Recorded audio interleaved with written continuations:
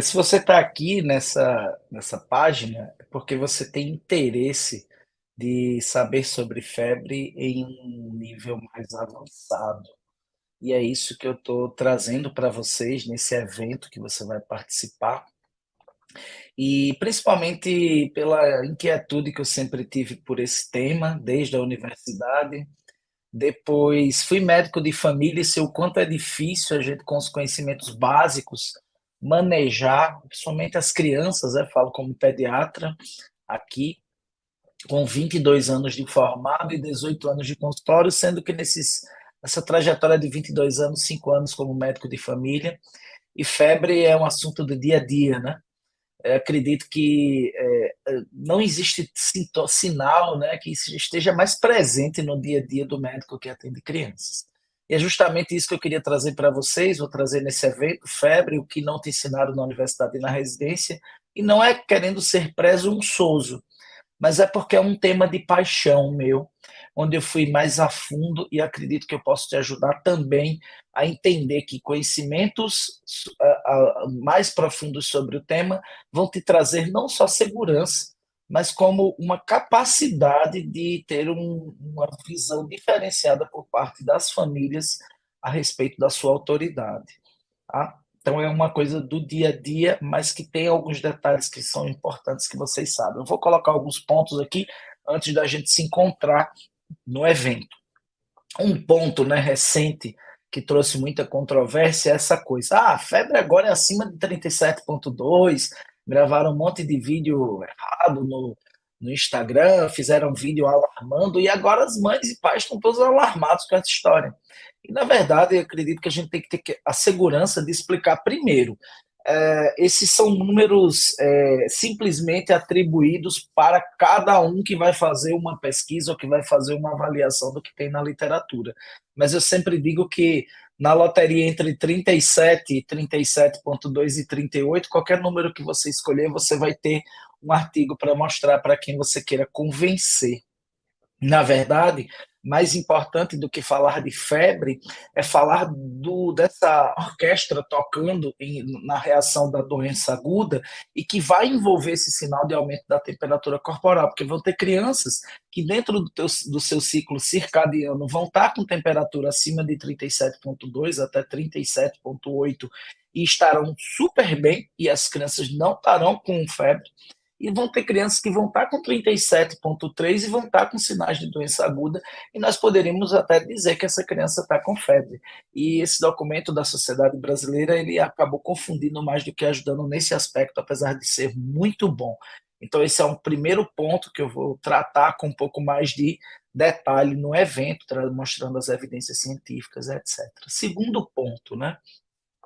Você sabe explicar no dia a dia, porque eu falo assim, basta explicar bem uma vez para a família, que aí ela vai pegar a visão e não vai mandar o WhatsApp para você na madrugada, porque o menino está se tremendo.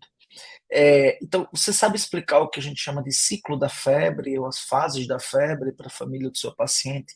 Esse é um conhecimento essencial, porque as fases da febre, né, o ciclo que se instala, na maioria das vezes, por conta de pirógenos exógenos, por um lipopolissacarídeo da parede bacteriana ou RNA viral, e a fabricação dos pirógenos endógenos, vai haver esse processo de aumento, reação de fase aguda e aumento da temperatura.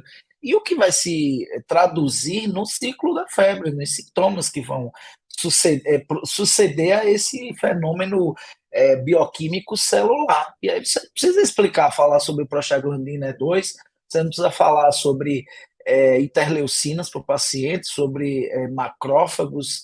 Não, você vai falar os sintomas, e é importante porque a maior causa de ir para a emergência é aquele medo, porque a criança está se tremendo, você não sabe se vai cobrir a criança. Ah, mas se você cobrir a criança, vai aumentar a temperatura, você vai explicar o porquê isso não é necessário, se preocupar.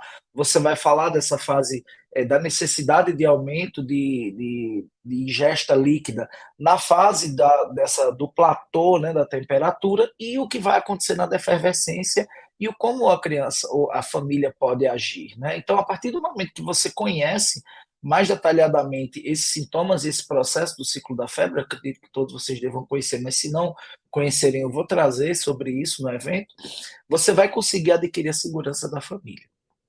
Terceiro ponto importante que eu queria trazer aqui.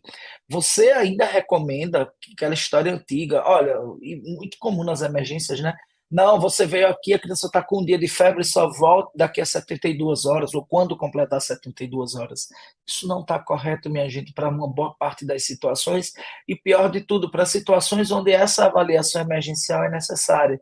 Então, eu não quero aqui trazer uma visão de minimizar a importância da febre, mas também não de maximizar. A gente tem que sair da febrefobia e começar a ter uma consciência, né? Implantar nas pessoas e nos colegas a consciência sobre a febre. Então, é muito importante que você conheça idades de alerta, né? Inclusive, recentemente houve uma mudança a partir de um guideline publicado pela Academia Americana de Pediatria, que avaliou 10 anos dos estudos sobre febre. Você precisa explicar às crianças que têm comorbidade como agirem diante dessas comorbidades, e você precisa ensinar os sinais de risco que demandam avaliação imediata com febre. Porque, na verdade, a febre não é a doença, né? A febre vai vir em consequência de um problema, na maioria das vezes infeccioso na criança. Então, é muito importante que você não continue passando para frente essa recomendação, inclusive sobre o risco de ter uma situação grave com o paciente que deixou de procurar atendimento de emergência, eventualmente na sua ausência, porque isso vai acontecer, mas se você informou, se você passou isso na consulta, se você entrega algum material para o paciente, você está, de certa forma, se resguardando e também orientando aquela família da forma mais correta possível. Quarto ponto, muito importante, é assim, crise febril, vocês, eu não preciso dizer para os colegas aqui o quanto é comum no dia a dia de quem atende crianças, porque 5% das crianças, em média, podem ter uma crise febril, especialmente na faixa etária de 6 meses a 5 anos de idade. Mas é que tá, toda criança que chega com crise febril para você, você manda para frente para o neuropediatra. Eu moro no interior, atuo no interior há 18 anos. E se eu for mandar todos os meus pacientes para o neuropediatra, primeiro que o neuropediatra não tem vaga. E segundo, a gente vai começar meio assim, o neuropediatra, se for um neuropediatra atualizado, ele vai estranhar que você está mandando crianças com crise febril. E se você trouxer segurança para a família, você vai conseguir manejar. A grande maioria das crianças vão ter crise única e você precisa começar a ter poder de convencimento, de autoridade frente à família para orientar, para não pedir exame desnecessário, para assegurar a família de que você está fazendo a melhor conduta. Então, se você não está conseguindo fazer isso, né, manejar, é muito importante que você adquira o conhecimento mais aprofundado do tema para poder passar essa segurança para as famílias e elas, em consequência, vão confiar na sua orientação. Ah, mas é porque a família chega desesperada, mas é nosso papel, através de conhecimentos técnicos, através de materiais que a gente pode fornecer, trazer segurança para aquela família e não submeter a criança a exames desnecessários. Último ponto, antes da gente ter o nosso encontro.